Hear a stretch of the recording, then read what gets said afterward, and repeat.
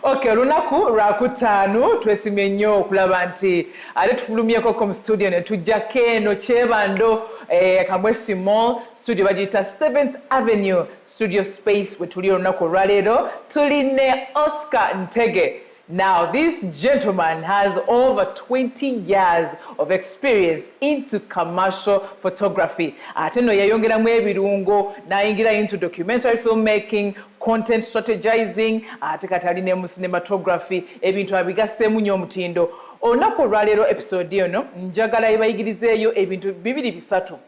Ekisooka omuvubuka ali eyo nsaba weekubemu ttooki olabe ebintu by'osobola okuyiga nti ne bwoba tewabisomerera osobola okuteekayo omutima n'omwoyo n'oyiga skill bannange neekutwala wala nnyo. Ate n'abalala bali mu photography abantu aba bulijjo abayagala okwekubisa ebifaananyi oba n'abo abatabirinaako interest mwebifunemu interest mutegeere nti muno omuntu agendako mu studio neekubisa ebifaananyi omuntu abeerako ne ideas ez'enjawulo ezibeera created out of like the studio space. Weewaawo olunaku olwaleero ndinoono omwami atambudde amawanga wangudde ku zi awaadi afunye skills nnyingi nnyo ng'akola n'ebitongole ebyenjawulo. Olunaku olwaleero episode eno kebeeko byetuyigiriza about photography n'ebintu ebirala ebigwa mu ttuluba eryo. Nine Oscar Ntege paka ssaawa 4 Mwasuze Mutya.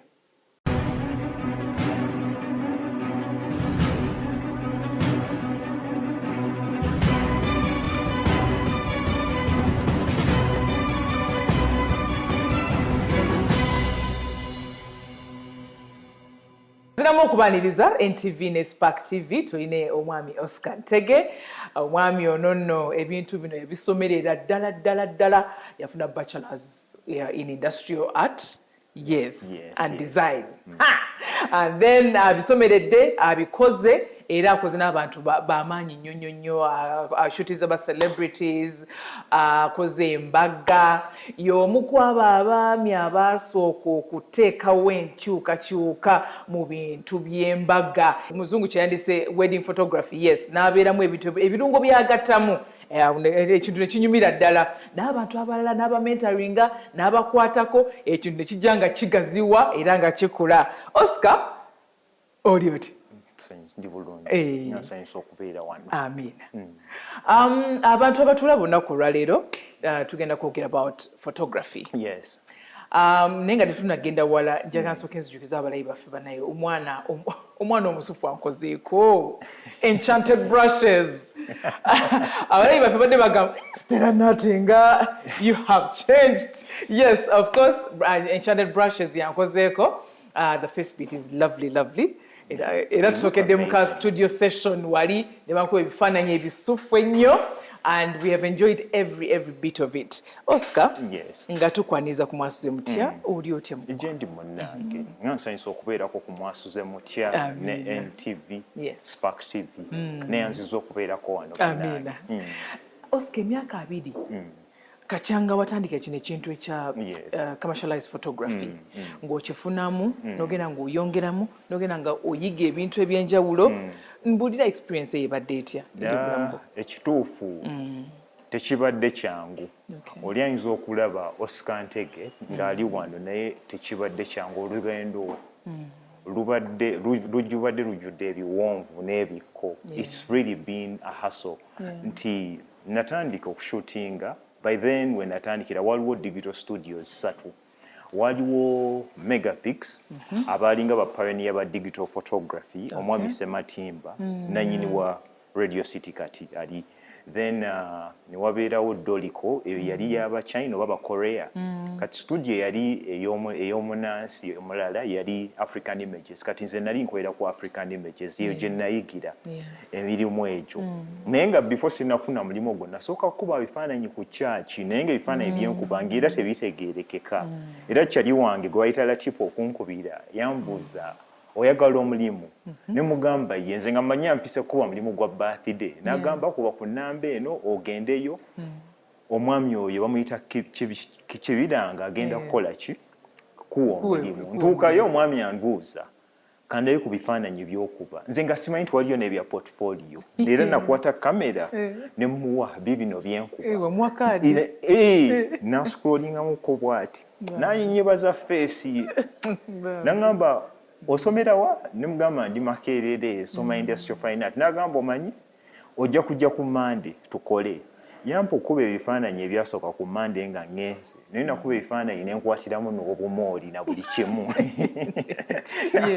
n'abitunuulira naŋŋamba naye Oscar biki bino by'okuba bye bino bye basomesa ku art school ne mugamba munaye tebatusomesa bya studio nze gwe gusoose n'okulaba amataala ga studio nga sigalabangako kozi nali sigendangako mu studio walinga okubira bweru kyaki ate nali kubira bweru kyaki nga n'ebitaala bya studio sibirabangako kubanga ndi mwana we Kabojja Nakawuka Road wano nga n'okugenda mu studio okusooka okugigendamu nagenda mu studio Nateete wali ku Bristol okunkubaka passport ng'ate tebakozesanga bitaale kati okulaba bitaala bino yali technology w'amaanyi naye nampa omuntu naŋŋamba ono agenda kuyigiriza naye tandika okushootinga awo mpola mpola ebifaananyi nti abayimbi bajjanga kubanga D Records yali etuli kumbi producer Alan so engeri Alan we yali awo somehow it exposed me to ba celebrities abo nitutandika okushootinga mpola mpola naye emyaka we gyayitawo of course ng'esatu ebiri nga ndo graduate nze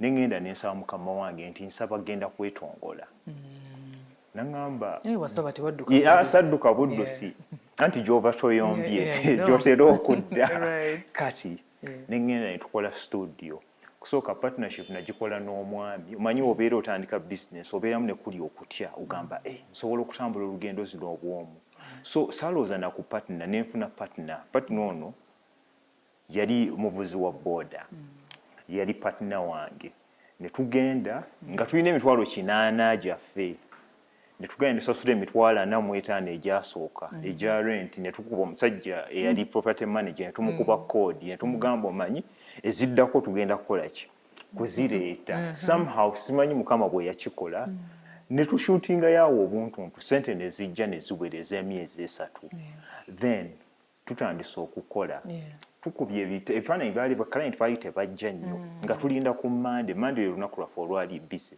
nga baana ba MBI anti twali tulinaanye essomero lya MBI kati ndowooza abaana bazadde baba babawadde sente za wiiki kati nga ku Monday lunaku lwabanga busy nga musobola okukolayo 10 waakiri naye twatuuka bizinensi n'ekyankalana ng'ebyaddala tetuweza na mitwalo 3 mwezi ng'otuuka owa renti abanja ow'emmere abanja ebifaananyi abantu babyekubya abamu tebabinona ne tutuuka nga tulina ebifaananyi bye tulina mu stock biringa bya bukadde 3 ebyo basa z'abantu ng'ogamba bakubira ku masimu nga bagamba tujja era twatuuka okuggalawo nga studio eganye kuba n'engeri gye yaggalawo twatuuka nga rent we are behind on our rent by 3 months olwo basooka kuggalawo waka eri Kawempe gye nabeera kati kuba nabeeranga Kawempe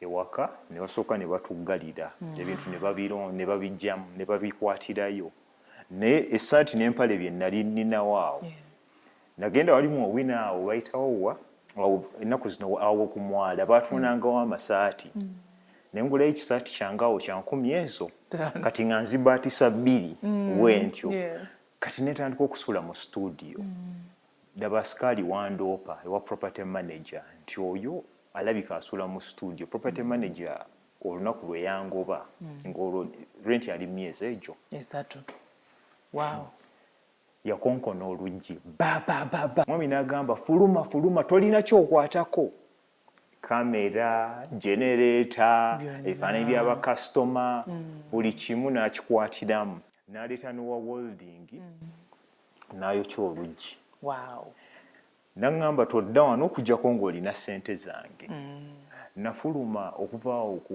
kikubo kya Saapolo nga nzikirira ebwayise nga nina akasenya wano mu back pocket yange ne siringi 10 n'ako akasimu kakabiriiti nga neebuuza ngenda kukola ntya nti akagenda okokko okuva awo ku MBI okutuuka ebwayise it felt like the longest journey nga kalinga olugendo okuva emukono paka Nateete like it felt so long first of all I felt very embarrassed engeri gye banzigyemu gye bangobye then for the frustration then I started guilt stripping myself senganso omuntu ngamba nsobi kize nakola mukama katonda kiki nakukola nga nebuuza nzinze ngenze wajjukire kawempe sikyasobola kuddayo baatugoba ebintu ne babitwala kati nenkubira muganda wange ebiseera waliwo paka lasti oyo wokusimu gwe twali bwe baateekanko ng'omugula bagiyitanga na warid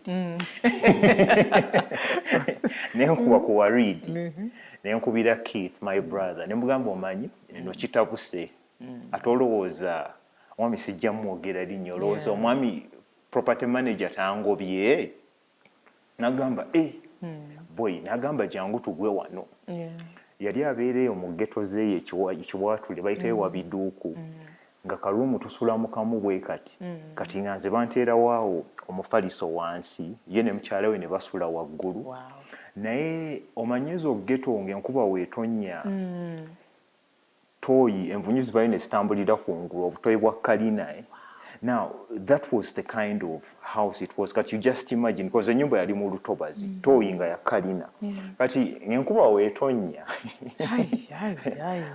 obumagots bujja ne butambulira kungulu okwo nga bw'oyingira ne mu toilet ovaayo obunyangajjo nga toyi z'olutobazi bw'ozimanyi it was really hard nti muganda wange yali alina omulimu gwakolako nga bamu 15 buli lunaku naye nga kwezi 15 andekerayo 1,000 nga buli omu ku kyekyeggula bajja kweyiiya kati olwo 1,000 lwe yampanga nga ngamba asijja okululya ku makya nja kugula wano waliwo ekyo ekindaazi twakiyitanga kisenkima ekyekinene ekyo kye munno mukabi ekyo kidda walime yali yakakireeta kati ng'ogula ekyo ku ssaawa 9 n'olyawo n'ogattawo ne ku makya wali ng'olya kimu kati ng'ebiseera ebyo the only source of gundi gye nali nina yali music seera ebyo nali nasazisa ka CD kange nga kaliko ennyimba za Benon Mugombi ebiseera yali afulumiza album bagiyita Hope it wasn't a popular album really naye ng'ennyimba eziriko ze zino ezizaamu amaanyi I think that's the time of my life when natandikira okusoma a lot of self-help nga neetaaga ekintu kyonna ekiŋŋamba nti osobola nawuliriza nnyo Benon Mugombya eyo yonna album ng'ogiwuliriza n'osooka n'ogiddamu kati ndi musiizi wa bifaananyi era nasiiga nnyo ebifaananyi during that time because it made me forget it was part of the healing process ebizibu bye nali nnina nti nga n'essimu weevuga ogamba obona abanja bifaananyi kati ekintu ekyankyusa lumu mba ndi mu taxi ndi mukuddayo waka eri ekiwaatule wansi waliwo taxi zali nneneko zino zikigaati waggulu wa first aid box awo waliwo obugambo nga kuliko bible quotes na biki naye gye nzijjukira omusajja yali yawandiika ask yourself sijjukira quote yennyini but it went something like ask yourself if you act for how you're acting right now how will you be in the next 5 years natuuka ewaka nga ekintu nkirowoozaako kalayini ako kankwatako nnyo neŋŋamba ngenda kubeera mu kwekweka paka ddi kati neŋŋamba naye buli simu ejja ngenda gikwata ekiba kibe Oscar ne mweno okutuukaawo olugendo luno paka okutuukaawo abazadde nga bali ludda kati tebakunoonyaako oba tebabanoonya emirundi egisinga abasajja tuli egocentric ogamba wenve wa muzeeyi siddayo yes ngenda kutoba n'ensi paka ogamba sigenda kuddayo you know muzeeyi wamusiibula tokyalinayo kitanda wuwe oli muntu mukulu weetongola and bazeeyi baffe si beebo muzeeyi y'omuntu eyakuwanga 15,000 ng'ogenze ku ssomero n'atajja ku viddi naye nga tolina okwekomyawo ewaka okitegeera ng'ajja kugamba ku ssomero babawo akawunga nti it was much of father you know and I'm not really and I'm grateful he did that because as a man it teaches you okuba omugumu you know n'omanya nti tewali mbeera ya lubeerera you know and nti I think you look at naye ate okula ogamba olaba yampa ttaano alina okuba nga yali talina because waliwo naye wotuuka nga tolina okitegeera n'ogamba kati oyo muzeeyi eyali alabirira abaana kumpi omukaaga okitegeera gw'olina abaana babiri oba omu akukutula kati olwoli yalina omukaaga. That is when you somehow understand embeera gye yali alimu lwaki yakuwanga ettaano lwaki yagaananga okugulira protex n'akugamba onaabe ekitole. You know. Yeah. But what naye nga wano turning point Oscar okutuuka okwetongoza n'okolawo studio yo kati essimu awo wekijjira nagamba buli ssimu ejja ngenda gikwata obisi nali mpuliriza zigzig line akantu ke yagamba the window that opens up bad omens is the same window that brings in blessings. Kati translating that ku kyessimu nti buli ssimu ejja nagamba ngenda gikwata. Waliwo akawala akankubira koogera bulungi ne kaŋŋamba Oscar nina embaga eri bweti ne bweti lunaku bwezi twagala otuwa appointment tujje tukusisinka naye nga sirina na office nenjogera ne Keith nagamba atugende tumusisika nti tusinkanire wali wa John T. John T yali kyali waffe eyalina tato yali yamuwa omuzigo so nenambye mu kisiraamu awo Bukoto waliwo ennyumba ziri awo nkadde mu kikko so akawala lunaku lutuuka nga kajja nga kakankubira ngamba wendi naye nagamba Keith brother wange beerawo bayinza okuba bano bali bantrikinze nga bagala kunkwata singa bankwata gamba Maria anoonye ezinzijayo laba emmotoka ezapaakinga ng'emba ndi awo Prado Harrier zipaakinze mu luggya lw'ekisiraamu ng'abafuluma be bagole vidiyo yaabwe eyabula. What? Ng'omukyala ali heavily pregnant. Actually omukyala bamuyita Christine. Ng'olwo ne maama wa Christine waali n'omwami ye James actually. That couple helped me a lot. Ne bambuuza what happened. Ne mbabuulira bannange. Ebiseera nali sikola video. Nga video I just outsource. Okay. So now outsourcing ng'omuntu akola video. Ye n'akola video. Nze nenjira ebifaananyi kati omuntu gwe napangisa yabula n'abuza tepu z'abandi nga nkubira amasimu tagakwata. I came clean ne mbagamba bannange omuntu munoonyeza talabika ne baŋŋamba tuwe ennamba ye nabo ne ngibawa ne bagikubako nga gayi era takwata. So ne baŋŋamba no waliwo video gundi muganda wange gye yakwata ng'omukyala the bride's cousin I think did some video. Ngamba we can do that to combining it with pictures and we do something. The lady was pregnant. Nenkuba yawo obufaananyi nabo. Nengenda ne resolving ekyo kati mma mugenza mu delivery. Okudelivering ebifaananyi bya pregnancy ne ka video.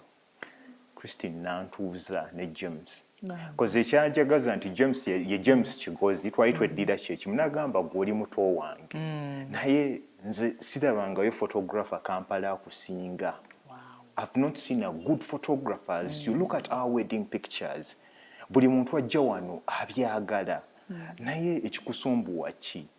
Ne mbagamba I came clean ne mbabulira ekizibu ekyaliwo. Nti olunaku olwo bampa $5,000 but it felt like they had given me 10 million because I was in a situation nga nnoonya 1,500 lwakulya chapati ya musiraamu e Bukoto. Naye ne bampa $5,000. Ne baŋŋamba ddayo gye watandikira if it means you going back to employment ddayo otandike from scratch. So nenfuna omulimu ku gundi ku one of those studios bampadde omulimu awo Steve Jean we yandabira ng'olwo ntandise okuddamu okupostinga mpola mpola. Steve Jean sends me an inbox message naŋŋamba osobola okujja ku Fenon. Okay. Steve Jean awo nga tanakulaba obanga akulabe mu kaseera ako wali mu kutandika otandikira simu bagole oba ofusalanga ku ebiseera ebyo ng'okuba buli kimu. Yes, you're doing everything. Nti alese gundi embaga ng'okuba alese birthday ng'okuba alese baby ng'okuba buli kimu ng'okikuba. Okay, wali narrowing it down nga tonnaba ku narrowing it down. Actually, it's after Steve Jean that I started narrowing down. So, Steve Jean yankubira ngamba omanyi Phenon Records wedding ngamba asimanyi wedding nagamba ate club obligato by then yali wali awali T1 simanyi oba kyagita T1 kati mu industrial area okay kale simanyi oba gita kati okay. Yeah but club obligato used to be ku street ne mugamba obligato yo simanyi we ne bagamu nangamba ate so byo worry ne mugamba asimanyi kati nina kyali wange yali fashion designer ngakola Sylvia Ward wamita Raphael he's in the US right now nangamba Sylvia Ward gwotuuka linnya taxi zigenda wano ne wano wotuuka oviiremu awo nandagira zuuyo mu industrial area kati engatto ze nagenderamu bannange sinze yali ave namuŋŋoona olwo nga nsenguse ne wali twavaawo nga enkuba yali etonye kati ng'enkuba etonyetonyeemu kati yasooka kugamba manyi tuyingire mu studio ne ŋŋamba ebigereka biwunyire wano oh my god laba tuba tugenda kujjamu engatto bwe nagamba tugende tukolere eri oye kikkowe kyenasa so nantwa ne tugenda eri mu office awali abakozi abalala so nangamba waliwo project eno nankwasa omuntu Alice ne tugenda ne tushootinga total tugishootinze delivery nze tubiyisizaamu ebifaananyi this is really good kati mu kaseera ako yampa akakadde kamu kitundu ku project ya total and I bought my first computer yali terinaako na monitor ebiseera ku monitor ezaaliwo flat screen yali luxury waliwo zino ez'ekibina awo mukwano gwange bamuyita Ricky yakola mu X events kati nampa kimonitor bino ekibuto ekyo ekyeru kyenateeka ku computer eyo kati within actually kankuzeeyo wali nga nnyingidde wa Steve olwo delivery nseifani nagamba Oscar this is very good work naddayo nagamba kale ku social media how you doing agenda ku social media yange it is nali nagilabelinga wedding photography by Oscar Ntege but even the P mu kigambo wedding mu kigambo photography kyali kibulamu nga nawandika wedding photography by Oscar Ntege yes wedding photography by Oscar Ntege nagamba look what is this nze nanyini page nga sikirabanga nti peyo gundi teriimu naye ye n'akitunuulira n'akiraba kati anaayita nascrollinga n'agamba lwaki owandiika sentence nga topunctuatinze look you're not even doing full stops why do you write people's names with small letters serious people won't take you serious nampa lecture n'agamba you cannot actually post like this you know you need to post in a way that engages people blah blah blah nambuuza waliyo sponsoring zeko ne mugamba sponsoring byebiki n'agamba okugula obulango bwa Facebook so that abantu balaba emirimu gye nemugamba sibikolangako nansaba nangamba ina visa card nemugamba ye naina waleti yange awo zinedi zizebiveere zilingeza Adidas ezo nenjijayo munnange nenjimuwa ya Crane Bank ebiseera ebyo teyambuza na sente mmeka ziriko najja nanyiga $50 $50 yemitwale 13 gyange nze nga sikosanko na debit card actually he took me through all that nagamba kati wano eno debit card number wano date oteekamu kino n'oteekamu ki now this is your digital signature eno tolina giraga muntu yenna wegimulaga basobola okubba sente zo and I learned how to use a credit card nga ndi wa Steve Jean eyo byonna biyiga ataddemu $50 kyokka gye 13 gye nali ninamu so ngamba okay nenkita but in 3 months from the day he ran those ads my whole year because it was April but that whole year was booked. Which year was that? That is around late 2012 okay ogwo no mwaka you were fully booked. I was fully booked every weekend we are sponsoring ida so ngomulimu gwange nina kuteekayo kati page netandika okukula awo ya social ya Facebook the first wedding I did was of a couple a Kenyan omukyala mwami yali muna Kenya ne n'omukyala nga muna Uganda it was a very young couple mama we yaba booking ira of course ngaalabye obulango najja ku studio awe nali ntula ebiseera ebyo na booking embaga yaabwe babagatta sawa nyezo okumakya so tumala okushootinga gardens bino nembuza abagole how open-minded are you? Do you think we can do something fun? And ne bangamba Oscar fe tuli babo, do to us whatever you want. Ngamba mondese. Before you get to that creative process, you abayisamu kulaba ebifaananyi bivaayo bulungi nnyo. Omuvubuka ali eyo, business owner, abakuba ebifaananyi, and whoever is in a creative industry or whoever has something they are doing, social media is very important.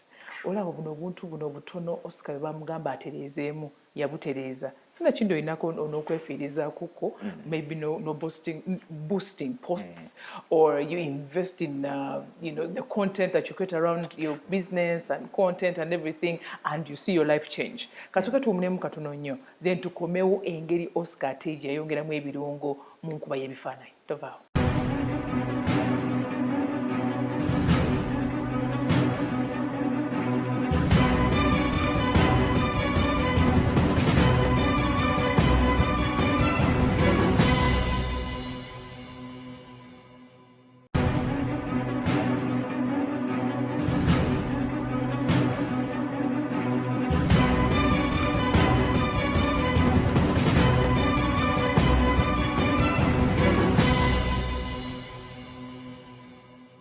Kulikayo nnyo mu kuwummulamu okwo tukyagenda mu maaso. Olina Oscar Ntege is a commercial photographer and also a content creator, documentary filmmaker, and so many other things. But tumwidde wali tubadde twogera ku how he changed the whole thing. Nayongeramu ebirungo. He had crazy ideas, but he needed a team to work with. He needed people to accept that particular idea. Yes. So abanakenyaabo. Kati omukyala ne bangamba, and we had a lot of time because reception yali ya ssaawa 10. Babagasse ssaawa 4 ku Christ the King bavuddeyo. So tugenda mu gardens, omugole mugamba ngenda kubalira 1 2 3 and you jump. Nkube ebifaananyi ng'abuka. Instead of having groomsmen nga basitudde bride, I did it the other way around. Kuluno nga groomsman ba bridesmaids be bamusitudde. Very weird stuff. Nice. I have pictures of the bride trying to kick the groom. Then nga tulinamu obwo obufaananyi, the shyness bakisinga obwana ne bwebika, like storytelling kind of images. And when I posted those pictures on Facebook was the thing then. Page yali mu bantu around 10. Ne tuboominga paka mu mutwalo mulamba in a space of 1 month. And abantu ebifaananyi batandika obisharinga ku gundi ku Instagram, ku gundi ku Facebook, ku gundi ku masimu gaabwe. Nga ebiseera ebyo ng'osanga abantu babinamu ku gundi. Abamu nga bawakana ebifaananyi bya intaneti tewali asobola bikuba ebyo. Because nalina ne colours nga ziri saturated nnyo, nga colours size eza bulijjo zino natural, nga zaawukanamu ko ku what was on the market then. Then the sky yalinga ya blue. I used to have very colorful pictures. Of course to photographers abasinga bam criticizing nga ebifaananyi byo biba bimyufu nnyo, but to customers it was a new thing. Nga baagala ekyo kipya. Kati ne tukola ki within that time baclient ne batandika okubookinga for creative pictures ezo mpola mpola. Photographers used to tell me, you're going to shooting bato, you're going to shoot on the young ones. And surprisingly bagenda okulaba ntandise shooting aba minister, ndi mu kubuusa ba general, ndi mu kubuusa ba jasi, and they're like nabo ne ba diversifying. Ogenda okulaba photographers bonna batandise okola ki okukuba that kind of style. Kati owulira otya okulaba nti bwe waleetawo ekintu ekipya waliwo abantu welcoming with open minds. Naffe we want to try that. Because ennaku zino abantu bali rigid tubiti ebyo, but they were open to go with you. Anti I don't know waliwo nze nga nze it took me so long to discover the impact really I had mugundi mu industry. Abaganda nti bagamba kaliba kasajja akuliisa engo nti oli ayinza okuwaana ebifaananyi byo naye omuntu ali credible waba tannaba kuwaana nti oli wakabiye. It's very hard for you to take that in. Kati that is the problem I had in Zenganze. But right now the impact, I feel good really. I feel very proud that I had Nineta Fali Yetnateka ku industry, because even the pricing, it was influenced by the creative work that we twakole, because we twajira embaga bagicharginganga video n'ebifaananyi, but on average bacharginganga emitwalo 6 video n'ebifaananyi, nga jane camera ennene emu bweti na jane y'ebifaananyi emu n'amuwaka album. Naye kati we tuba tulina aba photographers abacharginga milioni 15 for a wedding, because n'okugiteeka ku 1.5 million nze nganze package nasooka okugira ng'olaba it's a leap from 600 to 1.5 obeera oli premier okitegeera for that particular time. Nti natuuka nga ne demand eyitiridde, Steve n'aŋŋamba webituuse ogenda kuwongeza price. Yes. Okwongeza price ate n'okufuna abantu abalaba kuyambako. How did they come Yes, kati awo wonna ntandise okufuna abantu, kati awo studio space gye nali hiring ebiseera ebyo nali hiring aka desk Kampala Road. Awo Steve nga atandise okusponsoringa nkozizaayo katono wali emabega. Bakasitoma baawera bangi nnyo nti nannyini studio n'agamba bakasitoma abo bajjuza nnyo gundi yange, kati taba abaffe tebalina ebatuula, ng'olunaku lutuuka nze apangisa table ey'emitwalo 35 awo Kampala Road. Ndeeta bakasitoma bangi okusinga bo ate abasasula ekifo ekiramba miliyoni ezebbiri ekitundu ze baasabanga ku gundi ku kifo ekyo. Omukyala n'aŋŋamba nkuwadde guno omwezi gwokka, after this month genda weeye. Kati eyo time yali nzibu nnyo again nti abantu nabasinkaniranga ku Nando's. Okitegeera ye ng'omugamba ndi bize nnyo, ndi mu kushootinga wano addi ku mu field, tetusobola kusinkanira mu studio ekodi gye nabakubanga naye tusisinkanire wano ku Nando's. You had to improvise. Nga tosobola mugamba tolina office, because ebiseera ebyo the brand wasn't yet trusted. Ati ng'olina okusooka okukuba kodi eno n'omugamba tusisinkanire wano. So neŋŋamba naye waliwo ekizimbe ekipya, netandika okunoonya ku bifo awo. Mba ntambula olwo ngenze ku Ham Towers eri nga nsanga couple eri abambuulirira Christine. Oh my God, ne baŋŋamba Oscar oli otya? Ne bagamba naye ndi bulungi. Ne bagamba ne James alina edduuka wali, ne ngenda ne mbuuza ku James. And ne bagamba naye noonya ofiisi. Ne bagamba ekizimbe nga bakyakizimba, Ham Towers baali bakyakizimba then. James n'agamba Oscar osobola okujja n'ogira ng'otuula wali ewange, lyali dduuka ly'amasimu. N'agamba free of charge. Gw'oli waffe kirungi ne bakasitoma abo bayinza okujja ne bagula ku masimu gaffe. Kati awo n'ensitula desiki yange nti out of the blue nti ne rent bwe nasooka osasula, those people contributed money ku Ham Towers awo okunegotiatingira ekifo ku Ham Towers, and they were there. Nti imagine video yaabwe yabula, and I think because akuyambyeko mu bya sponsorship, akuwadde space ey'obwereere, you've met the family, akuwadde nakurecommendinze ku mikolo. Like, I think those people became as angels in my life really. Balinga abajja mu bulamu bwange, like guardian angels, Katonda be yali asindise somehow. Then tukola ku Ham Towers, tufuna emirimu mingi. Naye kati awo ofunyemu n'abantu abalaba oyigiriza. Yes, but awo ebiseera ebyo ng'emirimu gitandise okujja, Badaville we bajjira. I had Jeff Makula Pictures now. Waliwo abalala abakulu, Eric, his weddings, UG, I think right now. Abalala, I think there are many. Hamza Charisma was my editor.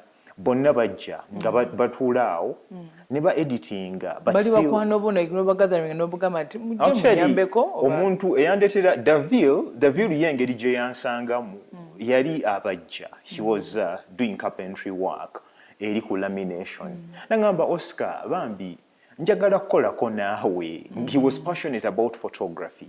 Naye nga gyali bambi bamuwa naye 15 nga kwe kuli ekyemisana ne transport kanti kalina okusalawo either okulya oba okutambuza ebigere ngadde nakawa, kati kwebyo ebiri yalina okudecide nga nangamba njagala kukolako naawe. Ogwasooka namugamba kale nja kukubira mpe ennamba yo nembyerabira.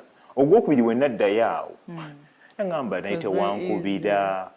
Nagamba kale nze kantwala eyo nja kukubira kati ng'olumu bambye kukubira n'otakwata kati ogwokusatu he just closed me weyandaba yaŋŋamba nkimanyi olina embaga weekend eno uniform yange nginoneddi era nzija saameka eyokukola mangi awo oba kamera yagipangisawo omusajja wattu najja nansaba uniform nayambala uniform ne tugenda okushootinga embaga yaffe eyasooka ng'omugamba kati oba opozinga abagole oba pozinga bwoti obagira bwoti obagira bwoti and olwo twatukana tulina emikolo 7 Davil yalinga second shooter wange ne mugamba manyi Davil ogenda e Masaka okuba okwanjula Davil yeetegekera okwanjula okwo because it was the first event babi musajja wattu gye yasooka shootinga n'agenda and amazingly he did an amazing job. Oh my God. Kasi mangi awo ne musindikako ku mbaga abagole reviews ebampa watuletedde omwana ayogeranga ggwe n'okushootinga nga ggwe musanyufu teyekkaanya Davil n'afuuka omu ku bashooters bange abaki abo but as time went on emirimu gyali mingi because that year alone we booked close to 90 something weddings ne tutuuka nga ndi overwhelmed ng'ebyaddala n'essimu y'okuvuga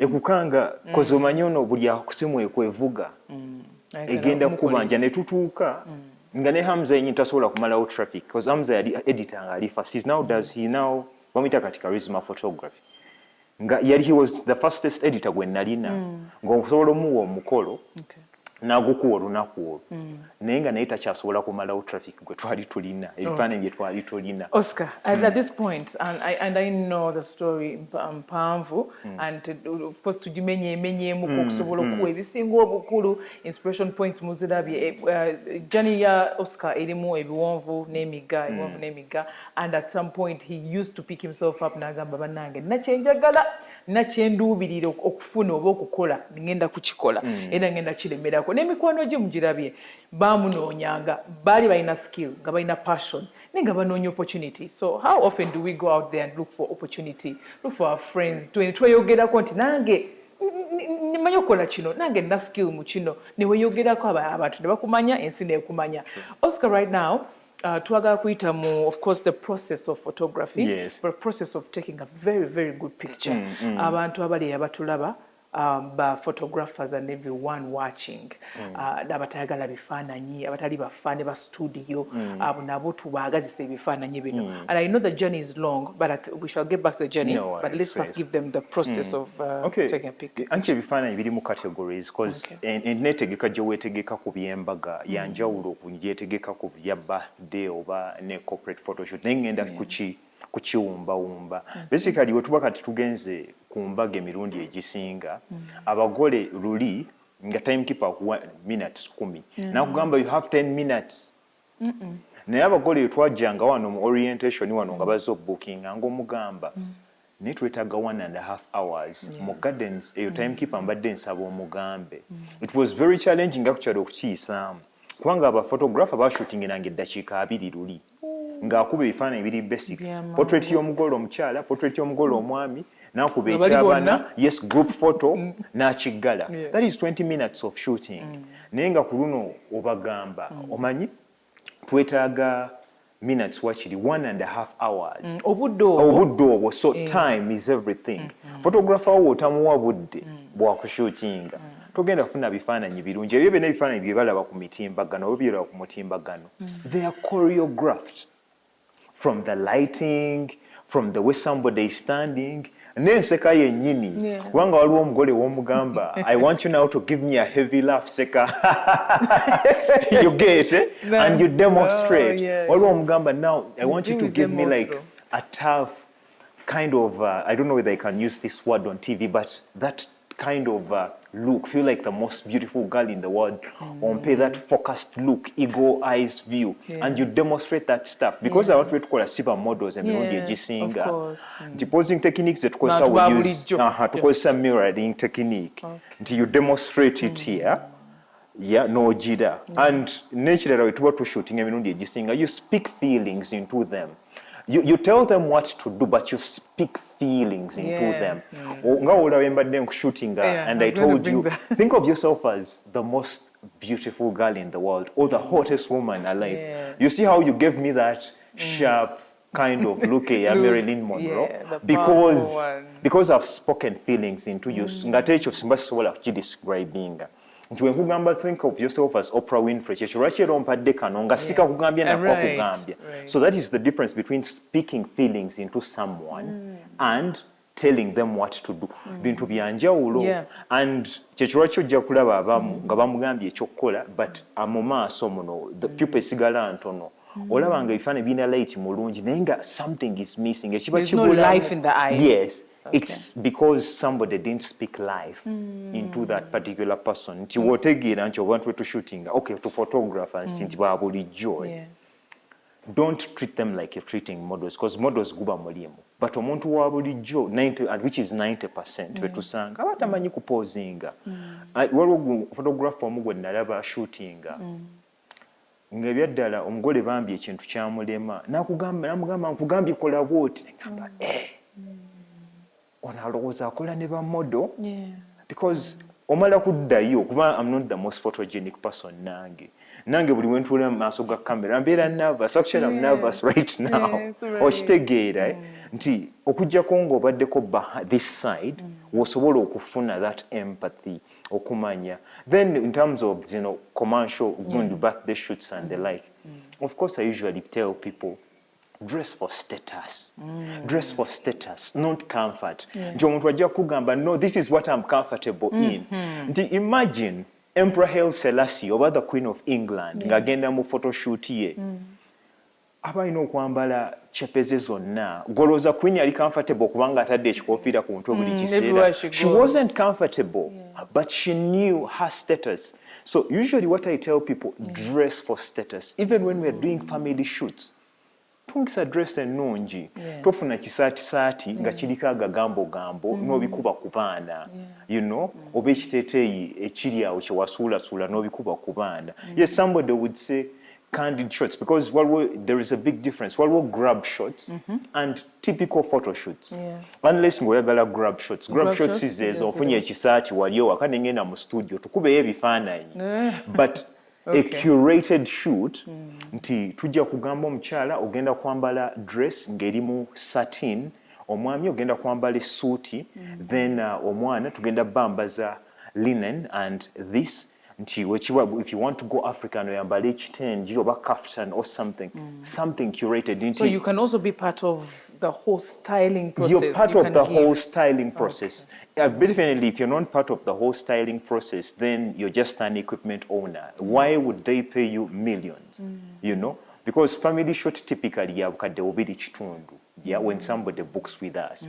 So it includes all that. We guide you on clothes. Nti engoye ogenda kwambala bweziti nti mulimu abantu abakulu nti nedda. Nti mulimu abeetaaga make-up. Nti yes, mulimu abeetaaga make-up naye tebaagala nnyo makeup. Togamba no, tetugenda kuba bisige, tetugenda kola eyeshadow. We are just going to do nude, that translucent gundi yeyo kujjako that glow, so that in camera you look very, very nice. You advise on all that stuff, from the clothing, the makeup, the styling, everything, so that they have that Vogue, Vanity Fair kind of vibe. Nga nawo bitunulira n'ogamba yes, this is our family. Then set design, emirundi egisinga tutunulira studio spaces ezirina interior design. Right now litwali tuyita ba decorator, but tuli lucky enough tulina studio space eyajja kati nga wano ku 7th Avenue. Nti every space is curated to a particular feel. Nga olaba nti otunula wali waggulu tulina ebya commercial work. Then wotunula eno you have a fireplace that gives you that Victorian kind of vibe.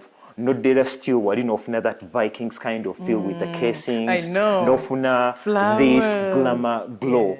You have a reset within a particular set, and I'm glad a studio like this came up. Nti kyatujjako okubeerawo ng'olina okulowooza ekya set. When banina shoot, what I do, I just call the designer, interior designer here. Tina ne mugamba set yange eri bweti, ne bweti njagala onkolere seti bweti ne bweti and she will set up the whole space n'agikuwa and you don't find that kyotasobola kufuna mu studio because mu studio zaffe tukuba bintu biri basic simple commercial work but if I want something ekiyitako nga kyamalayo client olumu omugamba katuteekemu ezaagundi we hire a studio space that is well in interior design omulungi for that Victorian glamour glow yakabi. Okay. Yes. Lighting. The problem with lighting sometimes omugole oba omuntu yenna modo oba omuntu wa bulijjo aba afaanana nga lighting teri balance not lighting maybe makeup oba kiva ku makeup oba kiva ku kyo so tunyonyola. Anti kati emirundi egisinga okay, chicha mirundi ebiri. Waliwo okubanga client ya hiring a makeup artist. Nga product sinungi obanga tamanyi chicha akola. You know, wofuna makeup artist nga manyi okucontouring. They have very good products. Nga sobola okutunulira facial features n'amanya okay, this one ali chizo de kitegeeza nsobola omukuteekako ka blush wano obono tali gundi. Accentuatinga gundi neetaaga omuteekako ka highlighter omuntu alina flat nose ng'eyange neetaaga okuteekako ka nose highlight n'encontouring eno side esongokemu. Now a makeup artist who understands the beauty mask is very important. You know, kati nga olaba enchanted brushes, there are guys like Mona Faces, Faith Brush. Those are makeup artists that really understand contouring of the face and all that stuff. Then ekirala kikomawo ku ba client, olumu client yagamba nze yono foundation wange gwogenda okunteekako. Makeup artist yaze kukola ssente. Ate customer muna ekyayagala kyekituufu. Olumu omukayanya, you don't want to lose business. So, nindinga up nga makeup gundi foundation gwe bamuwali probably lighter than the neck.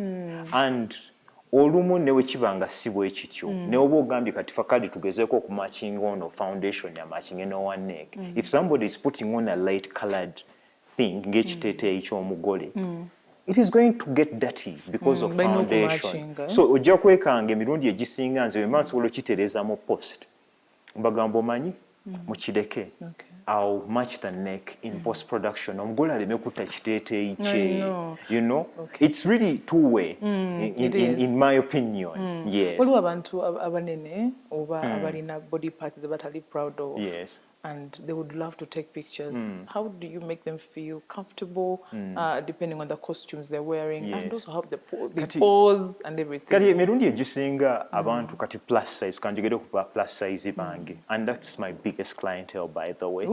Yes, I shoot a lot of plus size people. Nti emirundi egisinga you guide on costume. Nti if you're plus size, why would you put on something ekintu ekirina ebikuubo weebiti? That is going to make you fatter. Yes. Nti emirundi egisinga obagamba try something plain ebiri dark.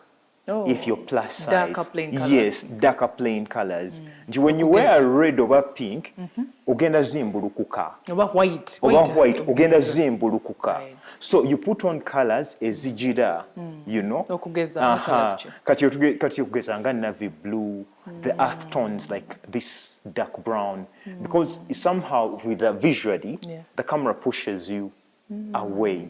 You know, then tulina ne creative gundi endala ze tukola whereby katugeza oli tayagala mikono gye n'ofuna engeri gy'omukweka mu column.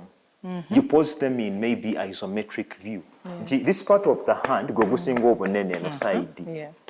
So omuntu waba munene definitely aba agenda kutunula mu camera atwistinge just shoulder line so that ndabako kanokoka, you know. And when you look at what I was telling you, for example, turn your you know, emikono ogikole bwoti buno bu V, you know, all these they give us space okusobola ne mu edit wali okugira. So omuntu abamu abali plus size ne pose obawa ng'emikono togitadde nnyo ku mubiri so that wotuuka ne mu editing osobola okukola akasajjale akatonotono. But usually I advise them mu byonna costuming is very important. Ofuna stylist n'akutunuulira n'agamba okay, kola bwoti yambala dark color oba eno stylist nakuwa ku magezi. Yes, ko stylist yaba akoze ku bantu ab'enjawulo kati nga olaba Case Devo, Tasmon Solomon, Mavo Kampala, all those guys mwebali bajja ku market naye bayamba to guide you know, on n'abasajja bennyini era nti oli okwambala essuuti nga kano kali wano okitegeera it's ebyo byonna otuuka n'omugamba go do a custom a custom made okomewo tushutinge olio kintu kyayogedde nga tutandika program nga tunatandika nogamba abakyala they are your biggest clientele abaami bote mubagazizza mute ebifaananyi ekyamazima abaami tebakiri mu bo and in my opinion this is a personal opinion I think it is something psychological. Abasajja usually when they choose to celebrate something it really has to be worth it emirundi egisinga of which abakyala ate bo webabeera yes they celebrate anything nti first tooth na celebrating nti gondi bayita bakya gender reveal na celebrating nti 6 months this year na celebrating naguze ekiteeteeyi ekipya na celebrating nakoze akavidiyo wa stylist wange gwenjagala ennyo hair stylist na celebrating and in context, even women are creatures of beauty. They are creatures of beauty. Like if you're beautiful, why wouldn't you want to look at yourself? Right. You know? Okay. I think even from way back then, because abasajja n'emirundi egisinga nange kennyini ekifaananyi kyennaweereza for the show bakikuba kugondi at my pre-wedding shoot. I've not done a shoot in a long time really. Josanga omusajja minister, God forbid. Ng'afudde naye nga bagenda kukozesa passport photo ng'ekifaananyi nti abasajja abasinga era wembafuna mu family shoots ngamba omukyala mbadde nsaba omufunireyo essuuti that's what I usually tell them for family portraits nti mbadde nsaba omufunireyo essuuti and we usually do that portrait on a plain background because okuddamu ofuna oyo omusajja mu studio it's going to be hard because those are legacy portraits in my opinion they are not just pictures za kulabako especially family they are legacy portraits they are not actually being shot for you they are shot for the children of your children yes to look back and see their lineage to see who they were as a person to see how was Stella yali akyaba naye jjajja wange yali wa masape she was this she was a happy person somehow they pick your traits from the pictures ezo ze mbeera mugize because that's how I see it really. Thank you. Esikanga tumaliriza ddala kati. Wallahi. Tell me something that when you look at a picture and someone is like, that is Oscar Ntege. What is that special thing that you have? No man, what is that special thing? Yeah, that defines who you are, that defines your values. Really, it used to come back. You just look into the eyes, because I think in Kampala here, nobody, I'm sure, engages. Kali ngojeko Daville, because you were shooting a knife for long. Ngojeko Daville, I think nobody choreographs or brings out the best in a person as I do. I think I've witnessed it. Yes, so. It doesn't matter how challenged you are in the looks department. I believe I can make anyone look amazing in pictures, and it all comes back to how I choreograph. But in terms of color correction and probably color grading, my pictures are very vibrant. Very, very vibrant in terms of color and the like, because I look at myself as an artist. I don't look at myself as a naturalist. I don't give people who they are. No, I give them who they want to be, who they aspire to be. That is my philosophy when I'm taking pictures. Era abasinga who want natural stuff, mbagamba, they don't think I'm the best candidate for that really. Because for me, I'm glamour. Nakulira eri kabojja mu nfuufu ewaffe. And nti okusanga bino ebintu ebyeddala ebirungi, I'm an admirer of good-looking stuff. So that's why era ne mu documentary photography saagendayo nnyo, because I feel Nancy then mu glamour where we make things more beautiful. But it's idealism actually in our language. Yes, it's before nga tonnagenda mu studio, wandisooseko mu studio ya makeup to do like a simple makeup, like natural makeup, waliwo abantu abo abatayagala make-up mungi. Oteekako akatonotono to look good, okweyongera ku bulungi bwo Katonda bwe yakuwa, yongerako okujjayo kiri kyennyini kye wandyetaaze. Enjawulo eri wakati w'ebifaananyi by'essimu n'ebya studio. First and foremost, ebifaananyi by'essimu birina pixels, tuyinza obiyita pixels, biba tebizitowa nnyo nga walaba kifaananyi kya studio oba ekya camera edi professional nti bwe naakola ekifaananyi ky'okubisiza essimu n'ekiteeka maybe ku billboard ennene kiyinza okufa oba okuyiika. Naye ekya camera oba ekiri professional kiba ne quality ey'enjawulo nti n'ekibeera ku billboard yenkanawo obunene kijja sigala nga kinene, kijja sigala nga kirina quality yakyo nga bwe kyabadde. So enjawulo eri wakati w'ebifaananyi eby'essimu n'ebya studio ebya camera. N'ekirala bw'obeera ne photographer ali professional ng'ali meant for that, skill gy'alina ey'enjawulo ejja kuyamba okufuna ebifaananyi ebirungi. Ajja nakujja mu posing obadde tomanyi tosobola okubeera model, enjawulo eri awo wonna wonna. Mu bifaananyi bya studio birina lighting eri continuous. Osobola otegeera omanya nti light eno giteeke wano eno ebeere bweti eno ebeere bweti. So it is better we use studio than phone. Yes. Kale. Sibula abantu baffe Oscar balikereyo ne kimu ebigambo bibiri and then tubate. Nesiimye nnyo ekisooka kyonna okubeerako ku NTV ne Spark TV. Abalabi baffe abalungi mwebale kwekuumirako ku mukutu. Era ngenda basaba temuvaako. Kye nnyinza obbagamba naye n'obubaka bwempa bavubuka bannange. Lemerako story ebadde mpanvu teggwayo naye emirundi gyengudde n'ennyimuka jejo egimatteringa. It doesn't matter actually how many times that you fall. All that matters is how many times that you really rise up and get up. Nti weekubeko enfuufu oddemu otambule nga bwe Dwayne wagamba situka tutambule era naawe woogwa situka tambula tosigala waawo afiiriddwa tasula ku malaalo. Kyekyo kye nnyinza okugamba. Thank you, Oscar. Thank you so much. That is Oscar Ntege for you. Episode eno njigiddemu ebintu bingi nnyo ng'omuvubuka yerwanako okulaba nti akolawo difference mu society, akolawo difference ku bulamu bwe era akolawo difference ne wajava.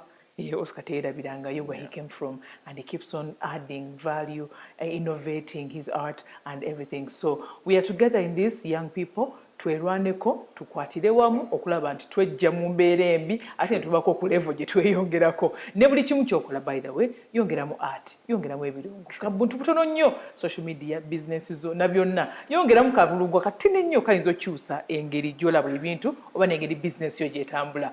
Mbagaliza olunaku olulungi, weekend ennungi, Mukama abankuumire. Mweraba.